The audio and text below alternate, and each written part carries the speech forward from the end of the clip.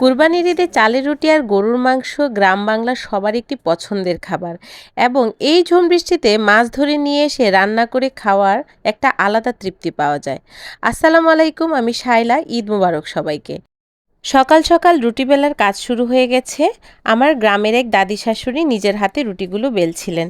উনি অনেক সুন্দর চালের রুটি বেলেন।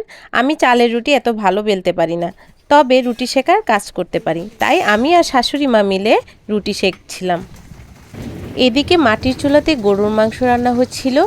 মাটির চুলায় রান্না করা গরুর মাংসের স্বাদই আলাদা।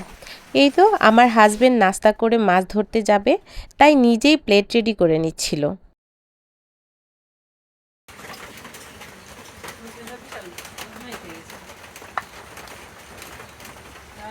চালের রুটি দিয়ে গরুর মাংস কার কার পছন্দ অবশ্যই কমেন্টস করে আপনারা জানাবেন।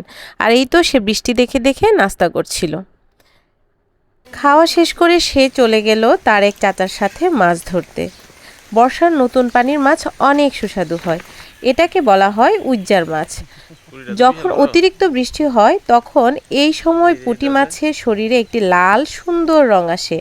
আমরা ছোট সময় পুঁটি মাছ শাড়ি পরেছি বলে ভাবতাম।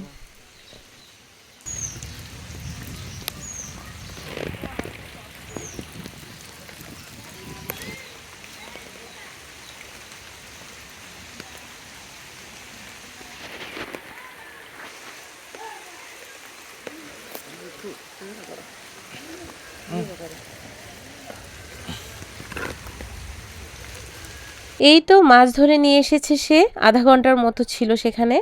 আর এই মাছগুলো সে পেয়েছে। আমার চাচা শ্বশুর এখনও মাছ ধরছেন। তারপর আমার শাশুড়ি মা নিজের হাতে এগুলো রান্না করবেন। মাছ কাটছিলেন আমার দাদি শাশুড়ি।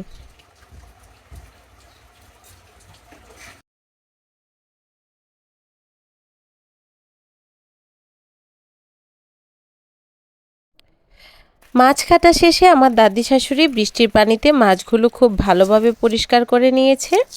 তারপর তিনি পেঁয়াজ কাঁচামরিচ কেটে নিচ্ছিলেন মাছগুলো রান্না করার জন্য।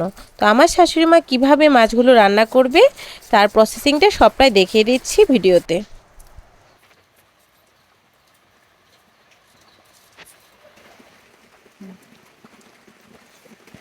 মিডিল পয়েন্টে লাগাইতে চাইতাছি হ্যাঁ।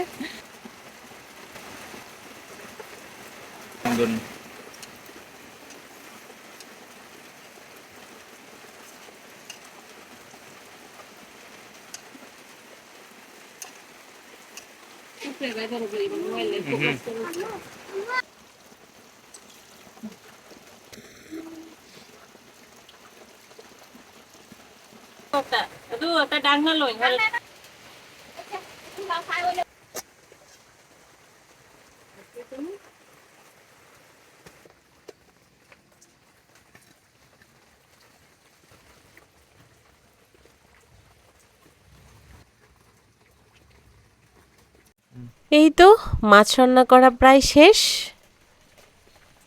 সত্যি কথা বলতে মাছের তরকারিটা অনেক সুস্বাদু হয়েছিল।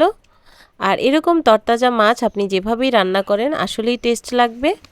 আর এইদিকে আমাদের বাসায় আরও মেহমান আসার কথা ছিল, তাই শাশুড়ি মা পোলাও রান্না করে নিচ্ছিলেন। আর এই তো টেবিল সাজানো হয়ে গেছে। ভিডিওটা ভালো লাগলে অবশ্যই লাইক কমেন্টস করবেন, পাশে থাকবেন। আল্লাহ হাফেজ।